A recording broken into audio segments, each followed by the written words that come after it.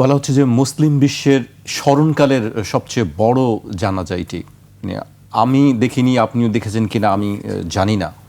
আপনি এই পুরো বিষয়টিকে কিভাবে দেখবেন? এই অভূতপূর্ব একটি ঘটনা আমাদের। ধন্যবাদ আপনাকে, সহ-আলোচক মনি আপাকেও ধন্যবাদ। তিনি স্মৃতিকাতর এবং অনেকটা আবেগপ্রবণ, আর সেটা হওয়াই স্বাভাবিক।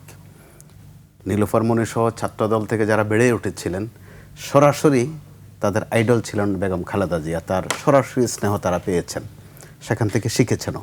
কতটুকু শিখেছেন সেটা জাতি দেখবে, নিশ্চয়ই শিখেছেন।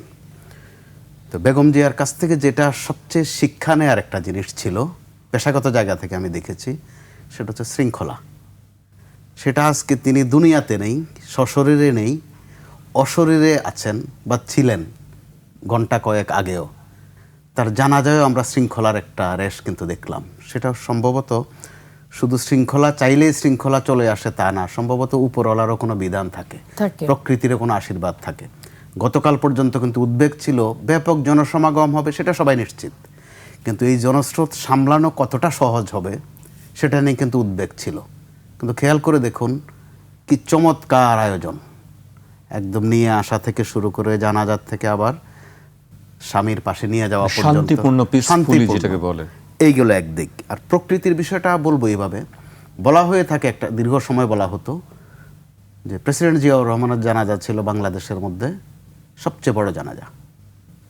তো আবার বেগম খালেদা জিয়ার জানাজাটাও ঠিক ওই জায়গাতে হয়েছে, মানিক মিয়া এভিনিউতে হয়েছে। এগুলো তথ্য, বিশ্লেষণ যে যার মতো করবে। আবার সমান্তরাল তথ্য আছে যে আবহাওয়া বা আবহাওয়া তো এরকম ছিল জিয়াউর রহমানের মাজারটা এই জায়গায় থাকবে কিনা, কিন্তু প্রকৃতির কি আশীর্বাদ, দুই একদিন কিন্তু শাবল নিয়েও গিয়েছে, খোঁড়াখুড়িও হয়েছে, কবরটা ওখানে হয়েছে। এগুলো কিন্তু ভাবনার বিষয় আছে। এবার আসেন তার আগের অংশটুকু। আমরাও পড়েছি, এই জেনারেশন পড়ে কিনা ঠিক জানি না, যে ধৈর্য ধরা সফল হওয়ার জন্য ডেল কার্নেগির বই পড়ে, আমরাও পড়তাম ছোটবেলায়, বলা হতো আমাদেরকেও। কিন্তু ধৈর্য ধরার যে জ্যান্ত, এবং এখনো তিনি জ্যান্তই মনে হবে ধৈর্যের প্রতীক হিসাবে, কখনো ধৈর্যচ্যুত হননি। এটা সেই রাজনীতিতে আসার আগ থেকেই পরিচ্ছন্ন পরিপাটি থাকতেন, সেটা সবাই জানে। কিন্তু নিয়মানুবর্তিতা যেটা, শৃঙ্খলা যেটা, সেটা দেখেন বিএনপির রাজনীতিতে তিনি এসেছিলেন দলীয় ঐক্যের প্রতীক হয়ে, দল রক্ষার কোরামিন হয়ে। কারণ বিএনপির অবস্থা এত এলোমেলো বিধ্বস্ত হয়ে গিয়েছিল। আবার এসে চেয়ারপারসন হয়ে যাননি, কিন্তু সদস্যপদ, ভাইস চেয়ারম্যান, ভারপ্রাপ্ত চেয়ারম্যান, তারপরে চেয়ারম্যান, অর্থাৎ তার প্রতিটি কাজে কিন্তু একটা শৃঙ্খলাবোধ, একটা চেইন সেই শুরু থেকে। সর্বশেষ আপনি দেখেন যখন কারাগারে গেল তিনি, ওখানেও আরেক দৃষ্টান্ত, হেঁটে গেলেন। বাংলাদেশ থেকে সম্ভবত দ্বিতীয় এই রেকর্ডটি নেই, যে হাঁটতে হাঁটতে কারাগারে গেলেন। ওই দিন বিএনপির একটা অংশের কর্মসূচি ঘোষণা না হলেও প্রস্তুতি ছিল যে সেই দিন ঢাকা শহর কাঁপিয়ে দেয়া, কিন্তু তার নির্দেশনা ছিল যে না, ওই পথে যেও না, যে এখানেও শৃঙ্খলার বিষয় আছে। একজন ডাক্তারের সাথে কথা হয়েছিল আমার গতকাল, ওনার মেডিকেল বোর্ডে ছিলেন।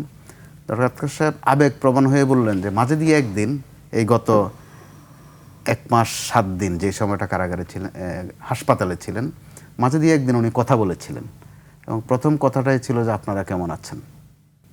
কথা বলতে পারছেন না, কিন্তু চোখ খুলে বললেন যে আপনারা কেমন আছেন।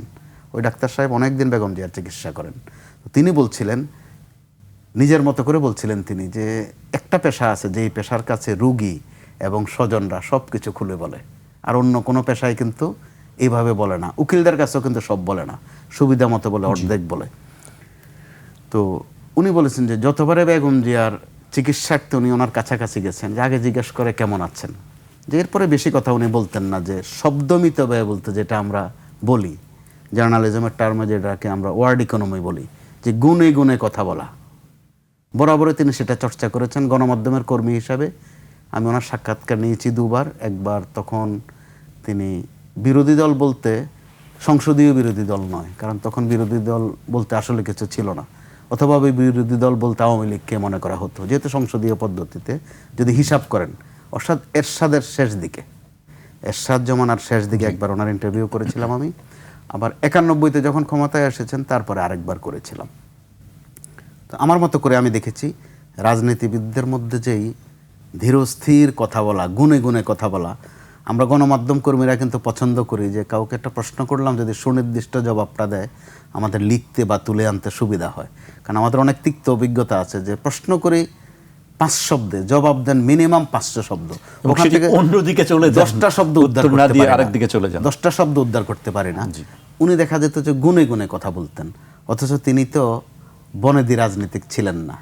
বিএনপিতে তখন আনায় হয়েছিল যে দলটা ভেঙে যাচ্ছে, দলটা রক্ষার জন্য। এই তিনি পরবর্তীতে মৃত্যুর দিন পর্যন্ত অথবা আগামী দিন পর্যন্ত, আগামী সময়গুলোতে ঐক্যের যে একটা প্রতীক, তাকে স্মরণ করতে হবে। এবার যখন আমাদের ফ্যাসিস্ট সরকার অথবা স্বৈরাচারী শেখ হাসিনা সরকার পতন হলো, মানুষের কিন্তু অপেক্ষা যে দেখি বেগম জিয়া কি বলে, যে ওখান থেকে কোন বার্তাটা আসে। কারো কারো ধারণা হয়েছিল যে উনি একটা গরম বক্তৃতা দেবেন বুঝি, কিন্তু দেখা গেল যে সামান্য কয়েক শব্দে বাক্যে প্রথম আহ্বানে হলো ধৈর্য ধরার, দ্বিতীয় আহ্বান ছিল যে উচ্ছৃঙ্খলতা না করার, তৃতীয় আহ্বান ছিল প্রতিশোধ পরায়ণ না হওয়ার। চারটেখানি কথা নয় কিন্তু, অন্তত বাংলাদেশের বাস্তবতায়। তো সেটা আমরা দেখলাম। পরবর্তীতে সম্ভবত ওনার আরও 2বার বক্তব্য এসেছিল, ছোট্ট ছোট্ট বক্তব্য, এরকমই আহ্বান। প্রতিহিংসা পরায়ণ না হওয়ার একটা উদাত্ত আহ্বান ছিল তার। তো একটু ভালো লাগার দিক হচ্ছে এখানে এই যে ভারপ্রাপ্ত চেয়ারম্যান আসার পর থেকেও এই পর্যন্ত আমরা যতবার ওনার যে কয়েকটা বক্তব্য শুনেছি, মায়ের ছোঁয়া ওখানে বোধহয় একটু আমরা দেখেছি যে প্রতিশোধ পরায়ণ না হওয়ার একটা বার্তা আছে। আরেকটা বেশি উল্লেখ করবার মতো, বেগম জিয়ার যে 3বারের কথা বললাম, 3টা ছোট্ট ছোট্ট বক্তব্য, একবারও কোথাও বলেননি যে আমার প্রতি এই এই অবিচার হয়েছিল। নীলুফার মনিসহ বিএনপি নেতা নেত্রীরা বলছেন, স্বাভাবিক বলার কথা। তিনি নিজের থেকে একবারও বলেননি যে তার উপর কি কি অত্যাচার হয়েছিল। সেটার ছাপ তারেক রহমান সাহেবের মধ্যে আমরা কিন্তু দেখছি যে তার উপর কি নির্যাতন নিপীড়ন হয়েছে, সেটার শোধ নিতে হবে, এই ধরনের টোন কিন্তু আমরা এখন পর্যন্ত দেখিনি। তার মানে যে ঐক্যের প্রতীক বলছি বা প্রতিহিংসা পরায়ণ না হওয়ার যে দৃষ্টান্ত বলছি, সেটার একটা ছায়া পড়েছে। এটা আমাদের জন্য আশাব্যঞ্জক।